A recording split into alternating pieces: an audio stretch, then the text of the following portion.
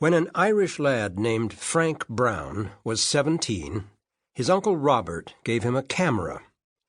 Frank fell in love with photography, and before long he was snapping that shutter everywhere he went. 15 years later, Frank was a teacher preparing to become a priest, just like his uncle. One day he received a wonderful surprise in the mail, another gift from Uncle Robert. This time it was a once-in-a-lifetime treat, a ticket for a 2-day cruise on the maiden voyage of the RMS Titanic, first class. Frank traveled from his home in Dublin, Ireland, to London's Waterloo Station to board the Titanic Special. He rode the first-class passenger train, which left at 9:45 a.m. on Wednesday, April 10, 1912, heading for the port of Southampton, about 78 miles away. An earlier train for second- and third-class passengers had departed bright and early at 7:30 a.m. Frank reached the White Star dock at 11:30 a.m., just in time for the ship's noon departure.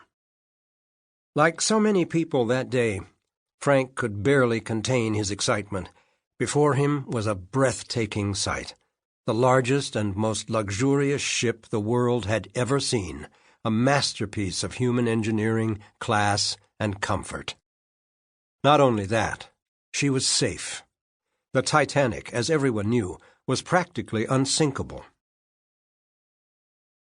The Titanic was built in Belfast, Ireland, by the shipbuilding firm of Harland and Wolff, especially for the White Star Line Steamship Company. Although the airplane had been invented in 1903, it wasn't until the 1950s that regular transatlantic jet service became available. So in 1912, when the Titanic sailed, people were still relying on ships to cross the seas, just as they had for centuries. As the 20th century dawned, travelers wanted luxurious accommodations on board ships and reliability. The White Star Line aimed to give its customers the best and beat out its rival company, the Cunard Line, which had built its own new luxury liner, the Lusitania. The Lusitania was faster, while White Star's new Olympic class of ships would be designed for comfort first. White Star had been in the passenger ocean liner business since 1867, when Thomas Henry Ismay bought the firm. His son, J. Bruce Ismay, became managing director in 1904 at the age of 41. By 1912, White Star was part of a large American holding company controlled by the American financier J.P. Morgan. When the Titanic sailed, J. Bruce Ismay was on board. Along with being managing director of the White Star Line, he served as president of the parent company, International Mercantile Maritime Company, IMM. Ismay essentially worked for J.P. Morgan, one of the richest men in the world. Morgan had planned to go on the maiden voyage, but canceled at the last minute. In the end, Ismay may have wished he never went either. On July 31, 1909, White Star signed an agreement with Harland and Wolff to construct 3 sister ships, the Olympic, the Titanic, and a third to follow later. Originally to be called the Gigantic, this third ship was eventually named the Britannic.